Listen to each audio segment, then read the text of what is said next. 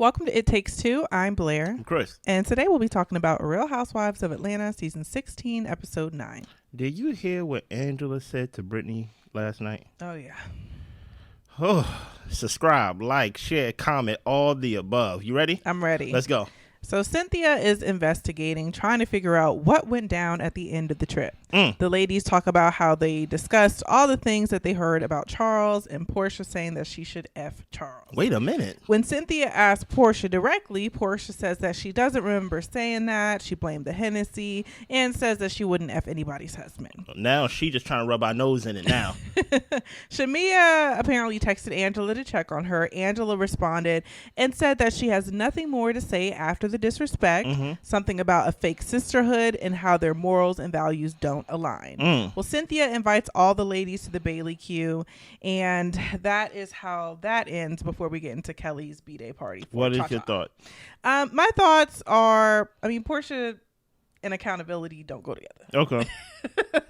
They ain't what they do. They ain't twins. Okay. So I feel like with Porsha, this is pretty much what I expect from her. When it comes to Shamia and the text message that she got from Angela, I'm glad that Angela explained line by line how y'all not going to mess with me and where y'all got me effed up. So I'm totally with how Angela is handling the ladies at this point. Here's the thing. When they was doing the scene where Shamia was reading the text, and they didn't let us hear the whole text, I know for a fact there was something in that text about Porsha stealing that woman's husband, right?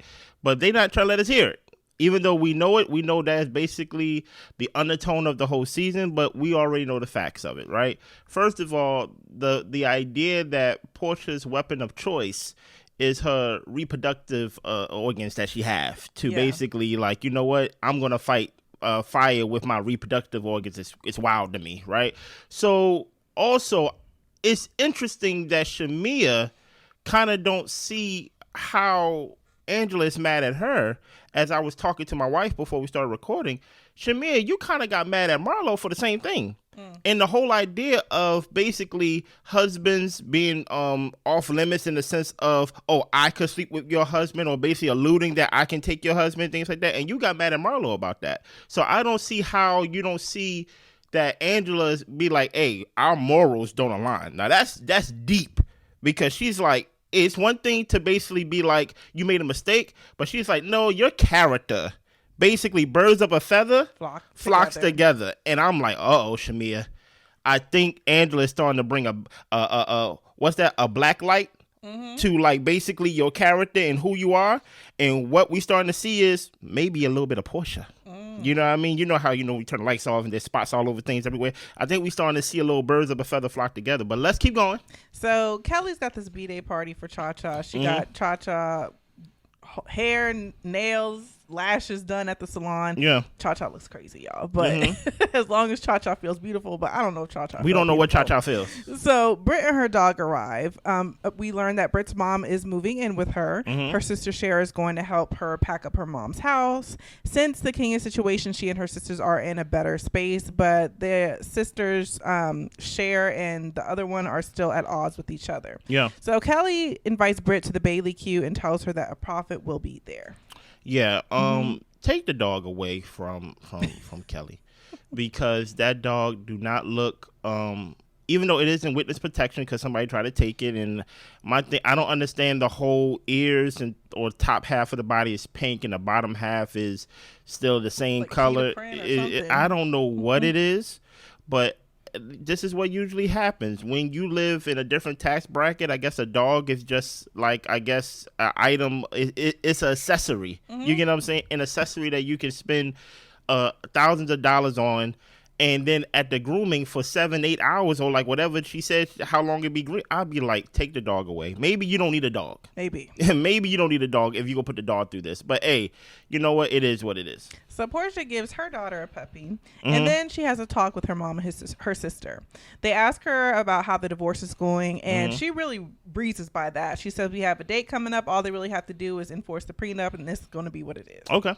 She tells them that Dennis filmed with Drew. She felt betrayed, and she's not feeling really friendly with Dennis right now. She just wanted him to choose her and Pilar for once. Why? Porsha also tries to relay why Angela is upset with her and what went down on the trip, but she doesn't tell the full story, and she doesn't explain what it is that she said, because she says she can't really remember, but something about effing Charles or something she don't really know. And her sister tells her, look, you got about a year, to deal with your rage from this divorce, but you're pushing a year and a half. So her sister's pretty much kind of telling her that she's tripping a little bit, but she's trying to keep it cute with her. Yeah, here's the thing about it, Porsha. The ones that's laughing with you during the time while you're shaking your behind down at the pool and things like that, you know what they're doing? They are getting dressed, and they are in their confessionals, and they are saying, Porsha said, bada, bada, bada, bada. So this whole idea that you thinking that these people, I don't want to say are against you, but I don't think you are, what's the word? Respected in the way that they would try to protect you. And I'm like, for Kelly to get up there, I think that was the most interesting thing right there, because as far as we know, the camera was down. We only can go off of she say. You get what I'm saying? Angela came downstairs and said, I heard my husband's name, and Portia like, I didn't say nothing about Charles. Kelly came straight up and said, she said she gonna sleep with that woman's husband. And I'm like, whoa. The fact that they not even willing to protect you, first of all, we already know that Porsha was going to lie anyway. And then the fact that you even went on Watch What Happened Live last week and tried to blame it on the alcohol and things of that nature, just let us know that, yeah, Porsha, that you really can't be trusted with anything, or basically any scene that we see with you. We kind of got to fact check it anyway, Yeah, but that's how I always feel about Porsha. Portia's timeline of things, Portia's way of storytelling, it all leans to try to paint her in the best light, but she's not very good at it. So you always have to question it, because when more details come out, then you get to actually see the real full picture. Yeah. Other than Portia's version, and Portia's version is always a little bit skewed. No. Skewed or lies, exactly. Pretty much. So Shamia meets with her new possible surrogate. Yeah. We learned that the woman is healthy. They just have to get some legal paperwork done. And I think Shamia also mentioned something about IVF, so I'm not sure if they might have to try to get some boy embryos as well. Okay. So that's what's going on with Shamia in the surrogate story. What is your thoughts on what was going on there in the surrogate with the meeting and things like that? I really didn't have too many thoughts about it. I actually feel like it's good that it's shown, so that way people who are interested in it can actually kind of see what the process is like. I always figured that the surrogate preferred to be in private, so to see there be multiple surrogates be in the public eye is a little bit new to me to see that. But I mean, I guess why hide, So. Here's the thing about it. I'm not vegan, right? So I eat, chicken and things of that nature. I don't like to see how the meat is made. You get what I'm saying? There was something, even though it's natural, even though it's commendable, and this is just from a male perspective and things like that, with ignorant eyes, I really don't even know how it goes. It just seems like, oh, okay, yeah, look at you. You're healthy. We still got to wait for one more thing and things like that. And then, you know what? We go get you pregnant. It just seems very whoa, wait a minute. It's almost just like buying cattle. That's what it felt like to me. Now, granted, the fact that there are women out here who are willing to use their bodies to help other women who may have trouble getting pregnant, commendable, 100%. This is not that. You get what I'm saying? I'm just saying of how it looked. It just came off as Shamia being the rich woman, the rich person that cannot get pregnant, just basically you know what? I'm going to use this person's body. And I was like, even though it's commendable, I was like, was there a better way to for this to show? I don't know. Maybe it's just me. So Angela's working out with Charles. Yeah. And she fills him in on what happened on the trip. Okay. Brit was talking to Porsha, and Charles says, basically Porsha can speak for herself. Brit was, Charles was saying that Porsha can speak for herself. She has a big enough mouth. It doesn't make sense for Brit to talk for her. And then the question was asked, why did you take her husband? And Charles tells Angela that she was wrong for asking that because it's none of your business. Whoa. Yes. No, I'm saying whoa. So Angela hears the women talking about Charles messing with a girl in New York, how he's easy to F, and how Porsha could F him. And Charles was like, no, she can't. Angela hasn't seen them since Nashville, but Charles wants front row seats to this first interaction so that way Angela can give her some of that West Side Chicago. Yeah. Here's the thing. Charles is great TV, and he don't even care that he's great TV. The fact that Angela said in the scene that if I ever want an opposing view, I could just ask my husband because he's going to be devil's advocate. He likes playing devil's advocate. He ain't really never on my side. I don't care. Right? I'm like, oh, yeah, y'all old. Right? Also, the fact that Charles would be like, why are you inviting people to someone else's birthday and things of that nature? I'm like, you know what? That is a great point. But at the end of the day, this is TV. It wasn't, quote unquote, Portia's real private birthday event. But I will say this, though. I think Angela is right to feel offended and to feel some type of way towards Porsha when it comes to, hey, she said that Porsha said that she could sleep with my husband and things like that, or she's going to sleep with my husband because she has some type of rift with me. Also, I like the fact that she told Charles about it because that put the onus on Charles, right? Now that you know that this woman said that she will use her body to get back to me, if you ever sleep with Porsha, that lets me know 100% how you feel about me. So I like the fact that she did not keep Charles in the dark about it. Charles, of course, all men go say she can't sleep with me. Like I said, I will never underestimate Porsha. You get what I'm saying? And truth of the matter is, when it comes to temptation in men, we don't really fare good against it. So that's why we just, in my opinion, just stay away from it. Don't even entertain it. Just be like, you know what? I heard you. It is what it is. I'm not messing with that woman. Yeah, I was also glad to see Angela's conversation with Charles about it. And the thing is, I like their relationship. I know some people look at it and they're just like, oh, he seems mean, or I don't know. Like, some people just don't look favorably upon like Charles and Angela's relationship and how they communicate with each other. But to me, he just comes across as a man. He's not a messy man. He's not a man who wants to be in the business. He's not the man who wants to be in front of the cameras. I think he's just talking to his wife, going line by line, situation by situation, and giving his honest opinion. Yeah. And to me, I'm just like, yeah, he's not a B word. Like, he's a man. You know what I'm saying? But for me, when it comes to him and his reaction to what she said about Porsha being able to F him and the New York thing, and how I think he also said something along the lines of, what, do you believe that? I mean, to me, I just looked at it as a couple talking and them just having banter. So yeah, but I think it's important to know what she feels, though. Yeah, because that's why I say I like the fact that she told him. And he's saying, well, do you believe that? Well, it doesn't matter what I believe. I seen Porsha do it. Yeah. You get what I'm saying? So, hey, now the onus is 100% on Charles.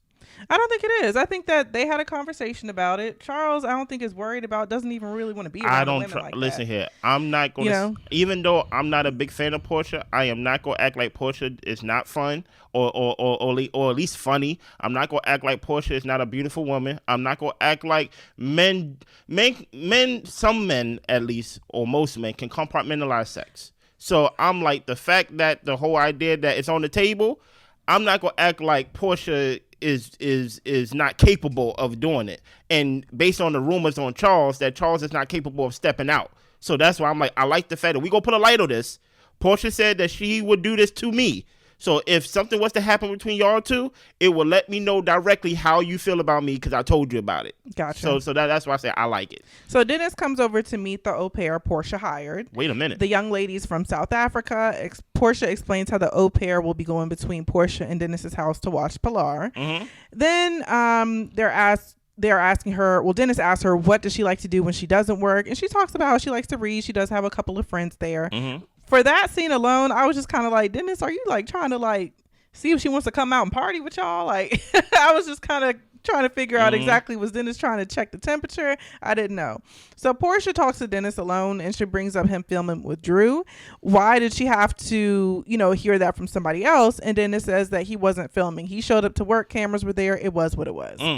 Porsha says that Dennis said that Drew tried to sleep with him and he's thrown off because when did he ever say that? Porsha brought up some type of text message and it said something like, yeah, that's all she had to say. And Dennis was like, that doesn't mean that she tried to sleep with me. So Porsha said maybe she's interpreting it wrong. Apparently she's not messing with him. Porsha wants them to have some type of friendship as part of their co-parenting relationship. So she wants them to get back on good terms. My thing is like, Porsha, your co-parenting relationship is between you, Dennis, and your daughter.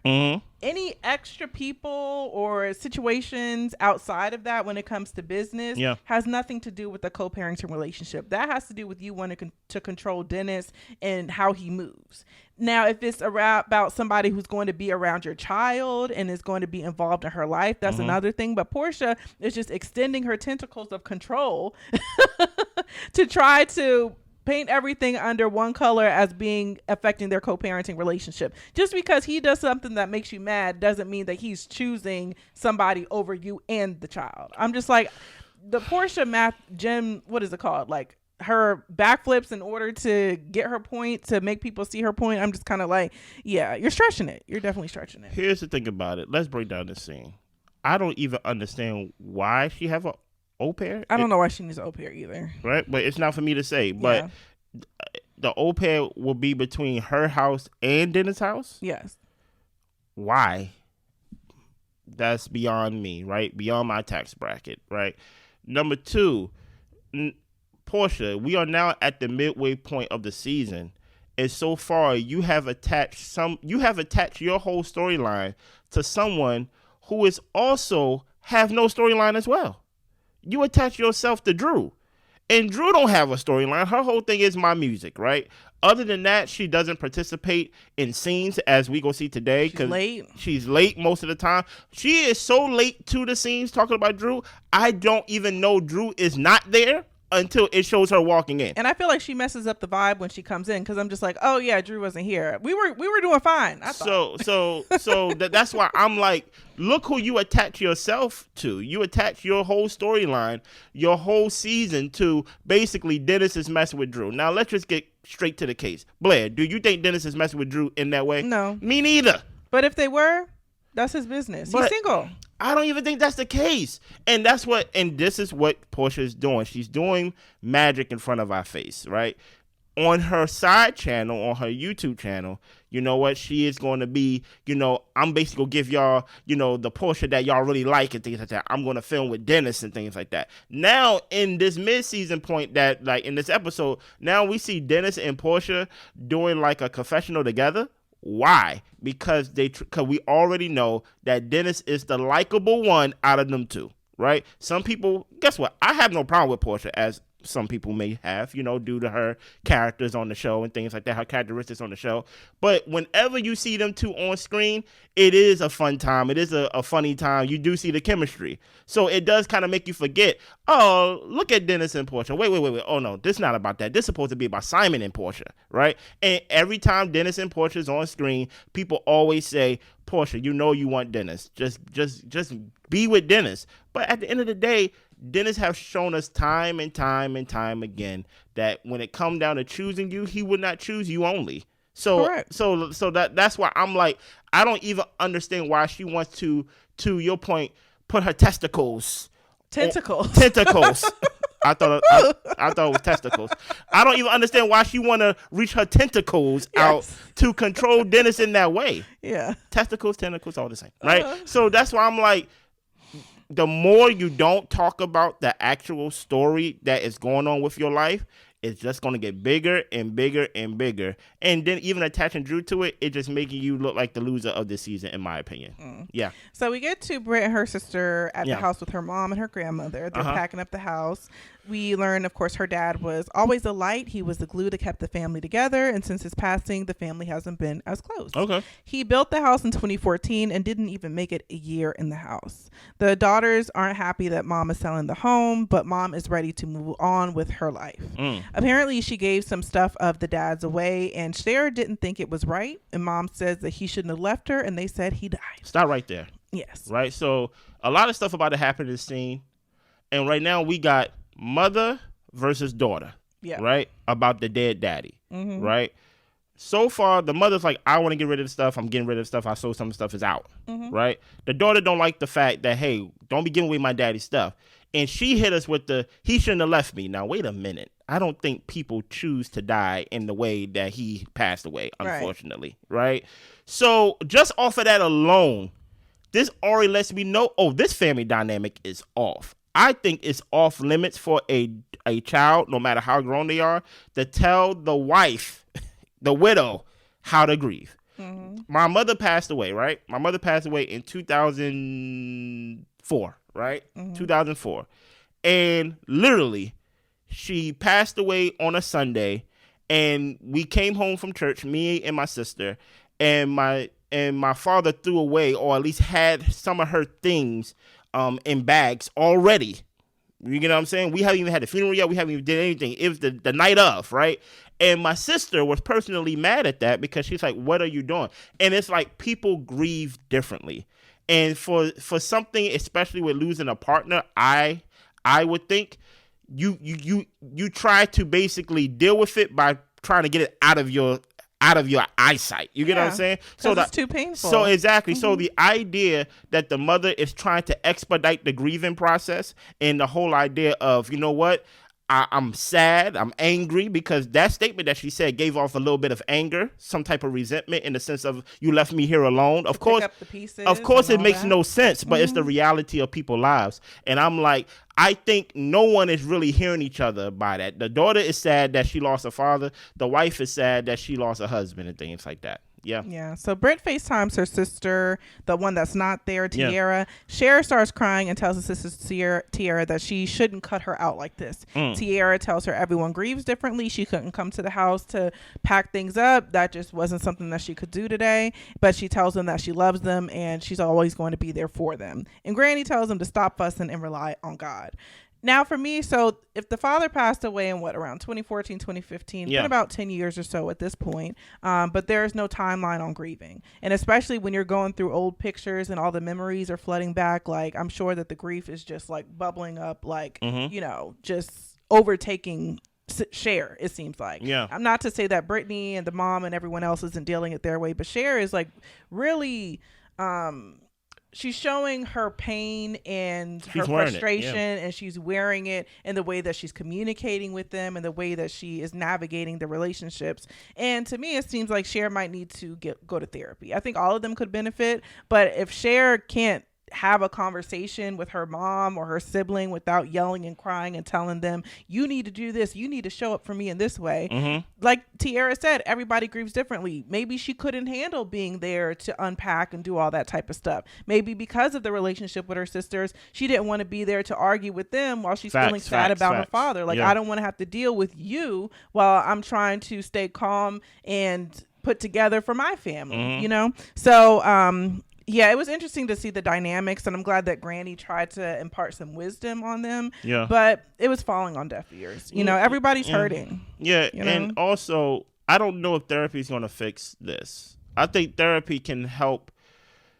At the end of the day, it can help. It can help guide you to healing, but there has to be acceptance from all parties, right?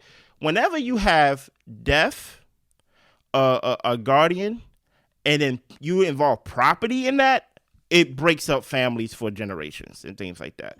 Especially when it's like, hey, daddy wanted us to keep the house. Well, I'm selling the house. You get what I'm saying? That right there can automatically end whatever relationship you may have with family and things like that. So that's why I think there has to be acceptance of, okay, who gets the final say of what gets to happen? I understand dad objective was to do this, but as soon as he did it, he passed not too long right after. You know, at the end of the day, guess who has the power? The wife, right? And there have to be acceptance of that, acceptance of her position as, guess what, the widow. And if she feels like, you know what, we gonna pack these things up, we gonna pack this house up, we gonna get rid of it, we gonna do what we gotta do, we just have to accept that. But I also want to add to that when they were talking about the house and getting rid of it, I think the daughters or Cher was talking about how she wanted just a place for everyone to call home, like a home they can pass down through the generations, a home that they could go to, you know, to feel at home or if people fall on hard times. Yeah. But I think the mom is just kind of like, I don't want that for myself. Y'all are grown. Y'all are responsible for your own situations. And I don't want to be the responsible party for being the place where people come to when they need, to let their hair down. And I think that, some parents take joy in being a safety net for their adult children. And, I don't really know how she feels in particular, but I think that other parents feel like, I've done my job, I've raised you, and I'm going to live my life as I see fit. Yeah, it goes both ways. Yeah. I can literally see it from both perspectives. Yeah. But there has to be some type of reverence to, okay, who gets to make the final decision? Though, right.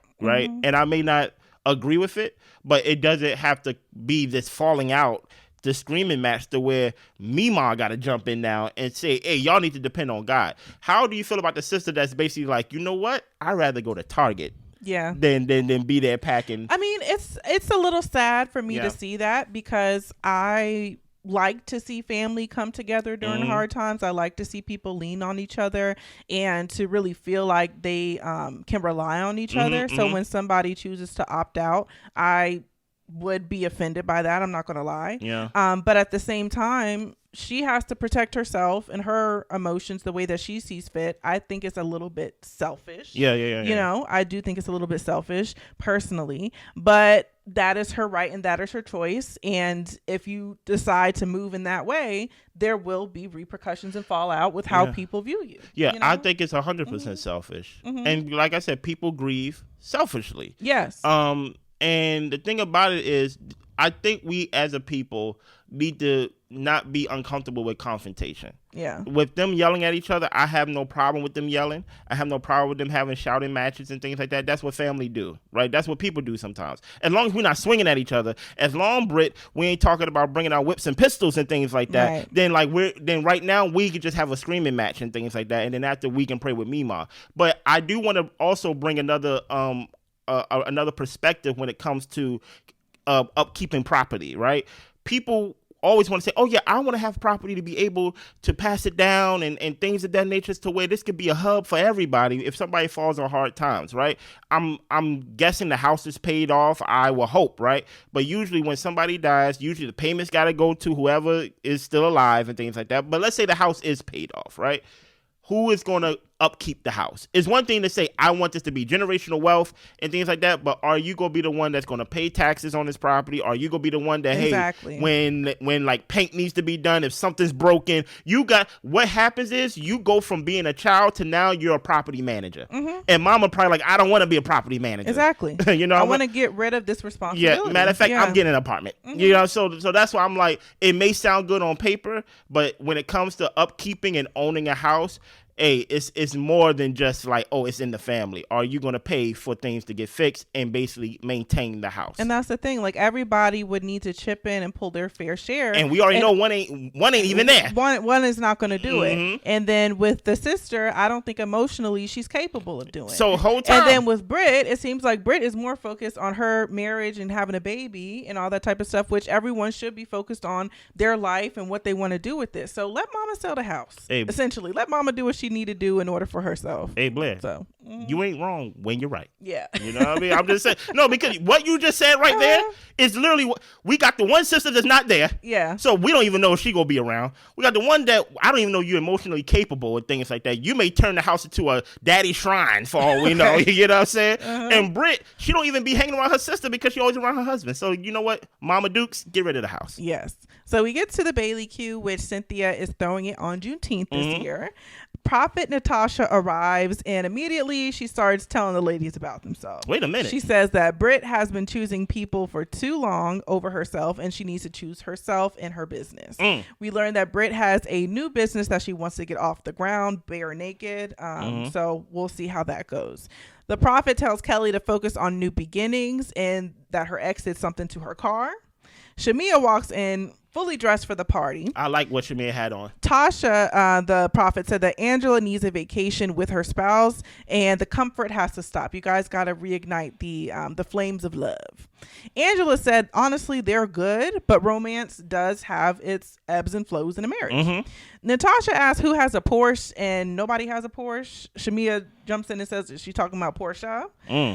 Natasha says that 2025 is Shamia's money making year, and sometimes it's important to lay low. Porsha arrives. Angela is paying her dust. Okay. Natasha says that Porsha and Simon could be friends, possibly at the end of their divorce. And she is going to talk to Drew in private because Drew doesn't want her business out in front of the other women to hear. And that, at that moment right there, I did not even know Drew was not there or there. Yeah. Until she said, I want my reading in private. I'm like, oh, wait a minute. I thought you was eating. They didn't even pull it to the side for us to see it. And I was just like, I don't care. Fine. No, but fine. in listen here. Prophet, witch, psychic, whatever you want to call it, right? Listen here. I think it's cute for TV, but you can't tell me about my marriage if you don't know me. You get what I'm saying? I have people who try to say things about me who don't know nothing about me who was wrong. You get what I'm saying? Talk about who have a Porsche.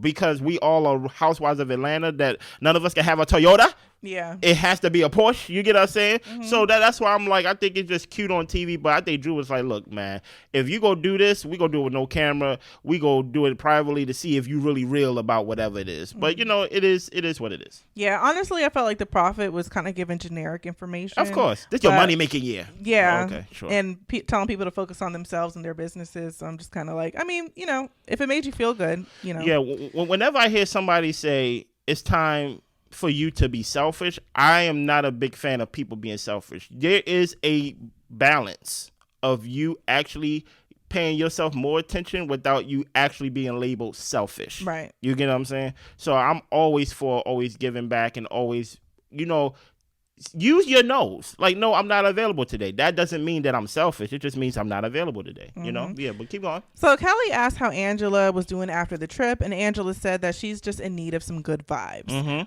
But Brit says the things that you put out is what you receive. And she's talking about, reading the words coming out of her mouth, and maybe Angela needs to use her mouth more in her marriage. Wait a minute. Angela is talking about the stretch marks she sees around Brit's mouth and how she's got miles on her mouth. Wait a minute. She also calls her a whore.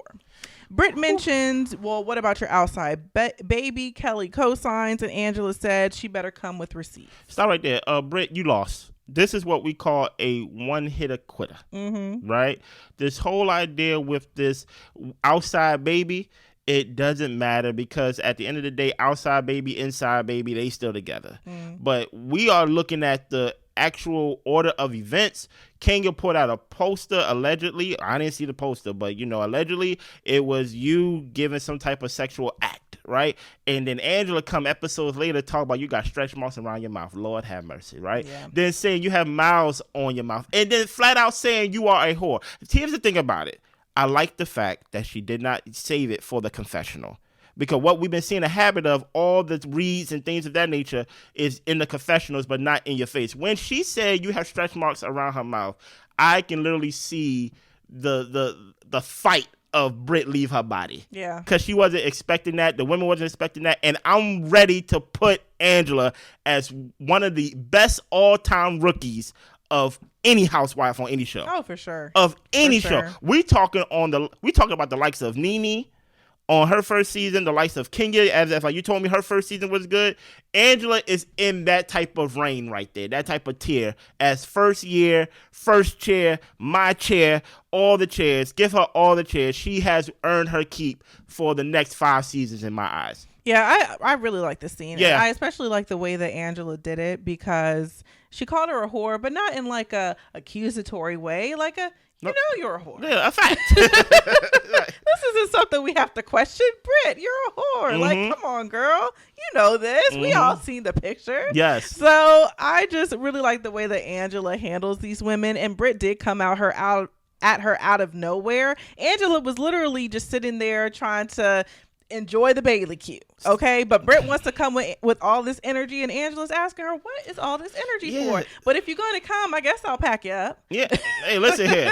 And then this is the second time she did it. Yes. This is the second time. And Brit is not good at reading. Yeah, like, you might as well just stop. No, just stop. She's only good at threatening, and this is the second time that she did this. She did this at the peace brunch, to where Angela asked a question, then she basically said, like, are you deaf? Or basically, are you dumb? And then now she's over here talking about some dude, like, you understand the words coming out of my mouth. And I'm like, you threw her an alley-oop. You threw her a lob.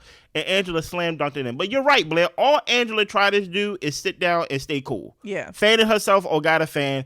And then she didn't yell it. She just basically spoke in facts. I like this scene. Absolutely. So they move on to play a game about Juneteenth. Porsha was loud and wrong with one of her answers, talking about she's never been this loud and wrong. And then we get the flashback of the Underground Railroad. Yeah, we really, as a people, shouldn't show that on TV, Porsha. That was embarrassing. So Cynthia pulls Angela and Porsha for a one-on-one. Porsha said that Angela walked up on basically an after party and said that she didn't say that she would F her husband. Then she said she was playing. And then she was like, she didn't know Angela was listening. Angela apologizes. Porsha apologizes too, in a roundabout way.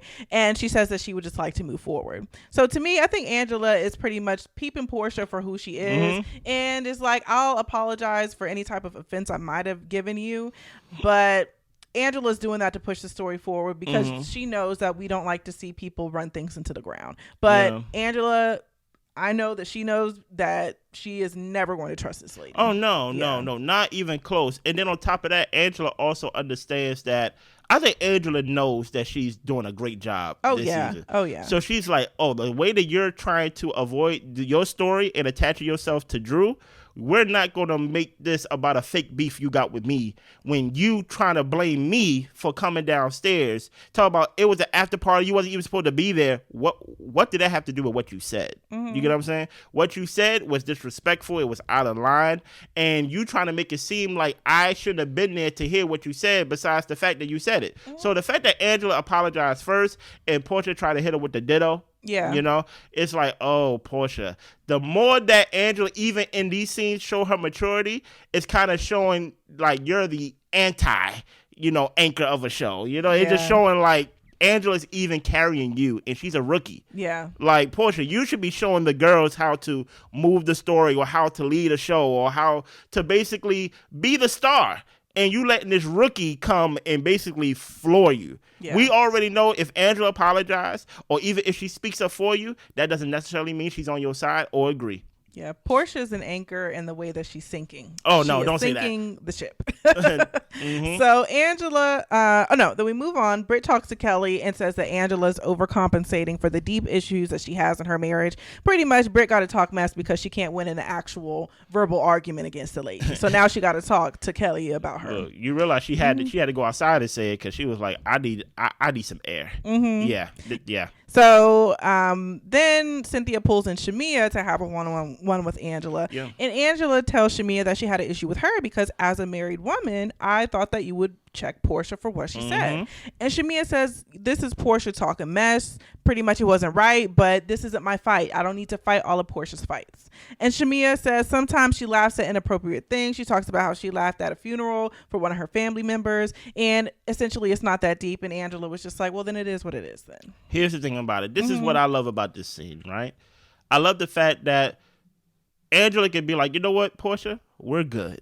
Bring Shamia in here. Yeah. Right? I'm not only going to go after you, I'm going to go after your friend or your friend. Your lap dog. Your lap dog. And going back to what I reminded y'all about, Marlo and Shamia did not like the fact that Marlo brought up or alluded that, hey, I can sleep with your husband if I could, right? If I wanted to, rather, right? And the fact that she's basically saying, hey, I didn't like how you was basically just laughing, going along and getting along, basically being a lap dog. And Shamia, this was your time to basically concede and be like, you know what, you're right. It wasn't right. It was wrong. But to basically be like, it's not my fight, then people could go back to other times that you did pick up a fight for Porsha. When it was unnecessary. So that's why I'm like. But you don't want to pick up this one? So exactly. Especially when it has something to do with the husbands. Yeah. Right? And you're a married woman as well. Exactly. So that's what I think what what Angela did, she put bait out there. And basically said, hey, I didn't like what you did right there. So you rather could do two things. Defend it or apologize for it. And the fact that Shamia defended it and basically be like, hey, it's not my fight. You know what? Birds of a feather flock Birds together. of a feather flock together. And guess what? I'm duck hunting. You know, I'm shooting them down. And I'm like, ooh, in the beginning of the season, I had high hopes for Shamia. I was like, Shamia is actually the star of the show. And now we're this deep into the season where we're in the midpoint of the season. I'm looking at Shamia like, ooh, was the rumors true? I had to side eye Shamia on this episode. And the thing is, it's just so crazy because she can come in with so much love and positivity and grace and trying to bring the women together. But when it comes to Porsha, it's like it gets foggy, like a veil like comes over her eyes, and it's just like somebody gave her like some laughing gas or something, and she's just not with us. So I'm just like, what is this allegiance to Porsha that has her completely dropping any of the other ways that she presents herself? Like, you're going to sit up here and say, well, I laugh inappropriately and I do this and I do that, and like you said, try to defend not checking her friends. And it's just crazy because Porsha would never defend you, no matter what. And that's when I'm interested to see, because we saw the mid-season trailer, how Angela, I don't know if she was stirring the pot with their friendship, because she did go to Porsha and say that Shamia feels like the relationship is a little one-sided. But the thing is, she ain't got to do that much stirring. No, she really don't, because it is an uneven friendship, and Shamia is getting the short end of the stick. But she's choosing not to stand up on something that actually should matter to a married woman. So, I can appreciate the allegiance if it was a two-way street. Yeah. But all this, you missing the wedding, or like you're late to the wedding, you're late to the birthday party. It just seems like, hey, all the times that you are basically speaking up for Porsha, I don't even see Porsha there on time to even speak up for you or even speak up for you, right? Yeah. And nobody's not even telling you to condemn Porsha and basically be like, no, that's wrong. But when your laugh is the loudest one, after Porsha say something that's foul, as I said, when you had a problem with somebody said about your husband personally, then as Angela, she could be like, you know what? Something about your character and your morals, we are not the same. But that's what I also don't get, is how people can't say, even if that is your friend can still do something effed up. Even though I am the wonderful wife, he could definitely say, Blair, you're tripping. Why did you do that? Why did you say that? That was totally unnecessary. And so I don't understand why Shamia can't say Porsha was effed up for saying that. Porsha shouldn't have said that. That was a terrible thing to say about somebody's husband, especially given her track record. I'm just like, you can still love your friend or be down for your friend and point out a messed up comment that they made. And I don't understand how Shamia just can't come to that realization, or refuses to do it. So at the end of the day, don't be the loudest one laughing. Anything else? That's all I got. Subscribe, like, share, comment. We're going to release this first, and then hours later, maybe 4 hours to 5 hours later, we're going to release the after show comments that we have on this week's after show. Bye. We see y'all.